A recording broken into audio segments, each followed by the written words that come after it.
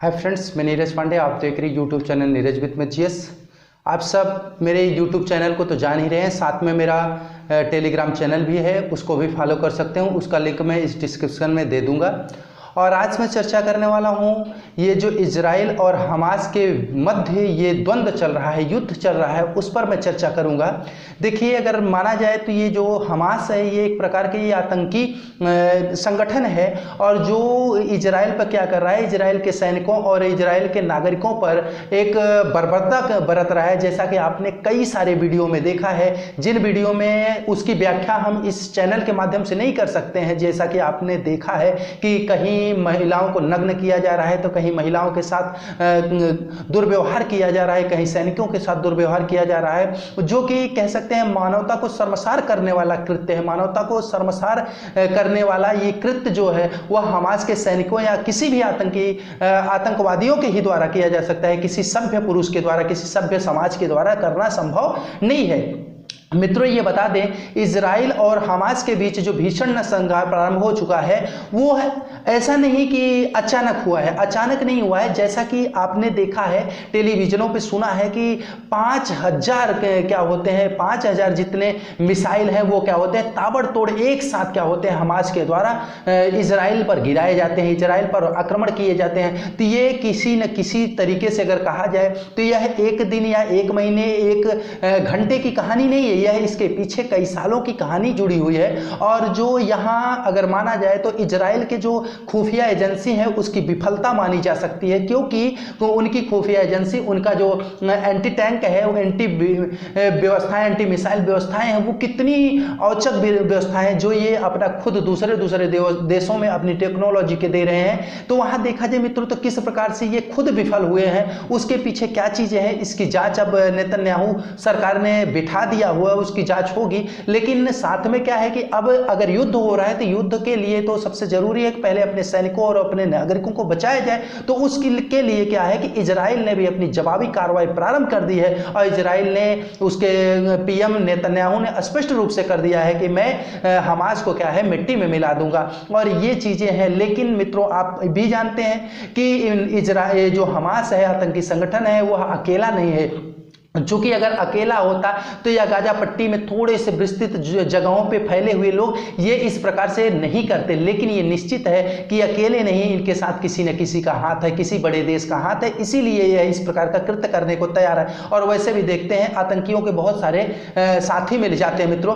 तो अगर हम इस प्रकार से बात करें तो जो गाजा पट्टी है, गाजा स्ट्रिप है, उस पर इजराइल ने ताबड़तोड़ मिसाइलें भी प्रारंभ कर दिया है। चूंकि इसको जवाबी कार्रवाई तो देनी ही पड़ेगी, और हमास के आतंकी जो है, हमास के जो वहां के लोग हैं वो भी मारे जा रहे हैं, और दोनों तरफ से क्या है कि नागरिकों की हत्याएं हो रही हैं। इसको हम ये नहीं कह सकते उनकी मृत्यु हो रही, चूंकि ये हत्याएं हो रही, सीधे सीधे मारा जा रहा है, या तो इजराइल के द्वारा हमास के लोगों को मारा जा रहा है, हमास के लोगों के द्वारा इजराइल के लोगों को मारा जा रहा है। तो सिर्फ क्या है, यहाँ हत्याएं की जा रही हैं, और इजराइल क्या है अपने सेल्फ डिफेंस में कर रहा है, और हमास क्या है अंतर्द्वंद में कर रहा है मित्रों। और सबसे बड़ी बात, ये फिलिस्तीन का जो चरमपंथ के संगठन हमास है, वह क्या है कि इजराइल ने से क्या है करारा एक मुठभेड़ कर रहा है, और इसका जवाब इजराइल खुद दे रहा है। इसका जवाब करारे तरीके से इसको देने में सक्षम है, और उसको जवाब दे रहा है। और एक तरीके से देखा जाए तो गाजा पट्टी पे क्या है कि इजराइल ने चारों तरफ से घेर करके, घेराबंदी करके उस पर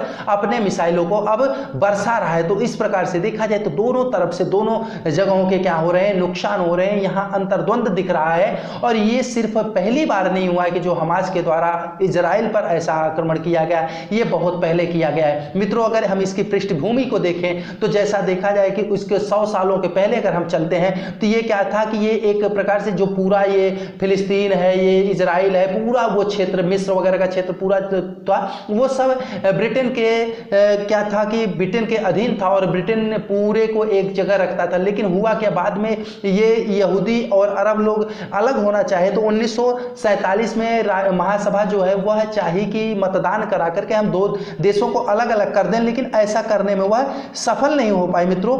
और संयुक्त राष्ट्र महासभा यहूदियों और अरबों के लिए अलग देश चाहती थी, लेकिन अरब जो थे वो नहीं चाहते थे। बाद में 1948 में क्या होता है कि जो इजराइल यहूदियों के मुख्य नेता थे वो क्या करते हैं, इजराइल देश बनाने की एक घोषणा कर देते हैं, जिसका पुरजोर तरीके से यह अरबों के द्वारा विरोध किया जाता है, फिलिस्तीनियों के द्वारा क्या किया जाता है, इसका विरोध किया जाता है। उसके बावजूद भी इजराइल अपने आप को स्थापित कर लेता है और वही अंतर्द्वंद चला आ रहा है। इसके पहले भी इजराइल पर हमास के द्वारा कई बार क्या किया गया है कि आक्रमण किया जा चुका है, उस पर हमला किया जा चुका है और आज पुनः इस बार पुनः उस पर आक्रमण किया गया। और ये आक्रमण क्या है कि सिर्फ उन दो जगहों के लिए विशेष नहीं, यह संपूर्ण विश्व पर प्रभाव डालेंगे। जैसा यूक्रेन और रूस का युद्ध चल रहा था, वो संपूर्ण विश्व पर प्रभाव डालने वाला है और जानते हैं कि अशांति से कभी शांति फैलाए नहीं जा सकती, इसलिए अशांति निश्चित रूप से फैलेगी मित्रों और ये संपूर्ण विश्व पर इसका प्रभाव पड़ेगा। इसमें क्या है कि जो मानव संसाधन मंत्रालय होता है या ये विश्व के जो मानव संसाधन विकास मंत्रालय है या और विश्व के जो शांति संगठन है, तमाम विश्व के जो संगठन है, उनको और संपूर्ण देशों को इस पर बृहद और गहन चर्चा करनी चाहिए और इस युद्ध को टाला जाना चाहिए। और सबसे बड़ी बात है कि ये युद्ध चल क्यों रहा है, ये युद्ध चलने का मेन ही एक ही जगह से ये युद्ध चल रहा है, जो यरूशलेम है। यहाँ इजराइल की राजधानी यरूशलेम में क्या है कि ईसाई और ईसाइयों के लिए चर्च भी बना हुआ है और इसके बाद देखा जाए ईसाइयों के लिए चर्च ऑफ द होली बना हुआ है और इसके यहूदियों के लिए टेम्पल माउंट बना हुआ है और इस्लाम के लिए अल अक्सा मस्जिद। ये तीनों चीज़ें वहीं पर स्थित है और यही मुख्य कारण है झगड़े का, यही झगड़े की जड़ है, चूंकि तीनों एक ही जगह पे हैं और आए दिन कहीं ना कहीं समस्या क्रिएट होती रहती है और यह समस्या क्रिएट होती है। लेकिन मित्रों ये सभी जानते हैं कि समस्या करता कोई है लेकिन भुगतना किसी और को पड़ता है। जैसे आप देख रहे हैं इजराइल के लगभग 9 से लोगों को मौत हो चुकी है, तो वह जिम्मेदार कोई ना कोई तो है जो इस क्यों हुआ ऐसा। और हमास में भी बहुत सारे लोगों की मौत हुई है, तो हमास के लोगों की जो मौत हुई है उसके भी कोई ना कोई जिम्मेदार हुए हैं। मतलब देखिए मित्रों यहाँ क्या है कि ये जो है आतंकी हमले जो होते हैं, आतंकवादी जो होते हैं, वो सिर्फ किसी के नहीं, वो मजहब नहीं देखते, वो किसी का धर्म नहीं देखते, वो किसी व्यक्ति को नहीं देखते, उनके सर पे एक खून सवार होता है, मुझे हत्या करनी है तो हत्या करनी है। और यही वजह है, ऐसा भारत ने भी क्या है कि हमास की निंदा की है और संपूर्ण जो अन्य देश भी हैं वो हमास के विपक्ष है, हमास संगठन जो है इसके विपक्ष है और ये खुल करके इजराइल का कोई समर्थन नहीं कर रहे हैं। लेकिन ये कहने का मुख्य तर्क है कि इजराइल अगर कोई भी व्यक्ति हो या कोई देश हो, वह अगर अपने न्याय पथ पे चल रहा है तो उसको चलना चाहिए और आतंकी हमलों को पूर्ण रूपेण इसको प्रतिबंधित करना चाहिए। जैसे देखा जाए नाटो है, G20 है, G7 है, G20 का भी अभी समिट सम्मेलन दिल्ली में हुआ है, उसके अलावा जैसे G7 है, G5 है, ये तमाम प्रकार के बने हुए हैं। लेकिन इनका क्या काम है, क्या ये कहीं अपना स्थापित कर पा रहे हैं, शांति संतुलन कर पा रहे हैं या नहीं कर पा रहे हैं? इनको इस पर विचार करना चाहिए, किस प्रकार से विश्व शांति हो सकती है उस पर विचार इन सभी संगठनों को करना चाहिए। तमाम जो समितियां बनी हैं, ये G20, G5, G7, ये G77, ये सब जितनी भी समितियां बनी, इन सबको सामान्य रूप से बैठक करके कहीं ना कहीं इस पर चर्चाएं करनी चाहिए। और यह एक जगह की बात नहीं, ये हमेशा हमेशा होता रहेगा। आज इजराइल में तो कल रूस में, परसों कहीं और, ये हमेशा होता रहेगा। इसके लिए कुछ न कुछ निदान जो बैठे हुए लोग हैं, जो इसमें बुद्धिजीवी लोग हैं, उनको कुछ न कुछ चर्चाएं करनी चाहिए। और इजराइल का और ये जो हमास का युद्ध चल रहा है, ये बहुत ही घातक दिख रहा है। इसका परिणाम हमें तो ऐसा लग रहा है कि जैसे ये कुछ और दिखा रहा है कि आगे और कुछ बृहद होने वाला है। तो इसलिए मित्रों इस पर विशेष चर्चा होनी चाहिए और खासतौर से धर्म के नाम पर उन्माद जो फैलाया जाता है, धर्म के नाम पर जो झगड़ा फसाद किया जाता है, ये मुझे नहीं लगता है कहीं एक हद तक सही होता है। चूंकि कोई भी हो, चाहे अल्लाह हो, चाहे ईश्वर हो, चाहे चर्च में बैठे आपके ईसा मसीह हो, चाहे कोई भी हो, वो कोई ये नहीं कहते हैं कि आप